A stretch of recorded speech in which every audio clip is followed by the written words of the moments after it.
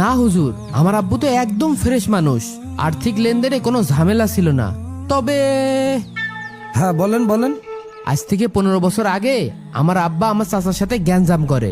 আমার আব্বা আমার চাচা জমি দিল না, আর আমার চাচা সেই রাগে রাগে বাড়িতে বেরিয়ে যায়। আজ 15 বছর হয়ে যাচ্ছে আমার চাচা আমাদের সাথে কথা হয় না, এখনো আমাদের পরিবারতে দূরই তারা। ও আচ্ছা, এই তো বিষয়টা খোলস হয়ে গেল। আপনি এক কাজ করেন, আপনি আপনার বাপের হয়ে আপনার চাচার কাছে যে মাপ চান, তাহলে কিছুটা হলেও আপনার বাপের কবর আজাব কম হবে। হুজুর, আমার চাচার সাথে 15 বছর ধরে কথা কইনি, এখন যদি তার সামনে যাই তার সাথে একটা ফাটাফাটি হয়ে যেতে পারে, আবার গায়েও হাত তুলতে পারে। হুজুর আপনি চলেন, আপনি না হয় আমার চাচার বুঝিয়ে বলে নেন। আচ্ছা ঝামেলা হয়ে যায় আমি দেখছি, চলেন। ওঠেন। হ্যাঁ চলেন। আসসালামু আলাইকুম ভাই। ওয়ালাইকুম আসসালাম। আরে হুজুর, আসেন আসেন, বসেন। আরে আপনি কাকে নিয়ে আসছেন? আমি এদের মুখটা পর্যন্ত দেখতে চাই না।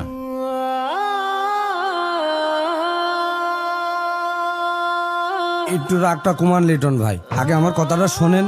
হুজুর আপনি জানেন না, ওর বাবা ভরা মজলিসে আমার গায়ে হাত তুলেছিল, আমাকে অপমান করেছিল, আমার ন্যায্য হকটুকু মেরে দিয়েছিল। আমি মরণের আগ পর্যন্ত এ কথা ভুলবো না। চাচা, আমি ছোট মানুষ, আমার আব্বুর হয়ে আপনার পায়ে ধরে মাপ চাইতে এসেছি। তোর বাবা বেঁচে থাকতে একবারও খোঁজ নেয়নি, এখন মরে গেছে আর তুই আসছিস মাপ চাইতে?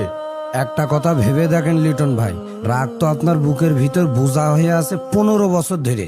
যার উপরে রাগটা পড়ছেন সে তো মাটির নিচে। কিন্তু হুজুর, মাফ করলে আমার মান সম্মান কোথায় যাবে বলেন? এখানেই তো আসল কথা ভাই। হাদিস শরীফে এসেছে, আপনি যদি আপনার ভাইকে ক্ষমা করে দেন, দেখবেন উল্টো আপনার সম্মান আল্লাহ আরো বাড়িয়ে দেবে। হুজুর থামেন, আর বলতে হবে না। আমি অহংকার করেছি, আমি আজকে আমার বড় ভাইকে মন থেকে মাফ করে দিলাম। আল্লাহ যেন তাকে মাফ করে দেয়। মনে রাখবেন, আপন মানুষকে মাফ করতে শিখুন, বিশেষ করে যারা দুনিয়া ছেড়ে চলে গেছে। প্রিয় বন্ধুরা, ভিডিওটি এখনই শেয়ার করে দিন, হতে পারে আপনার একটা শেয়ারে একজন মানুষের কবরের আযাব মাফ হয়ে যাবে।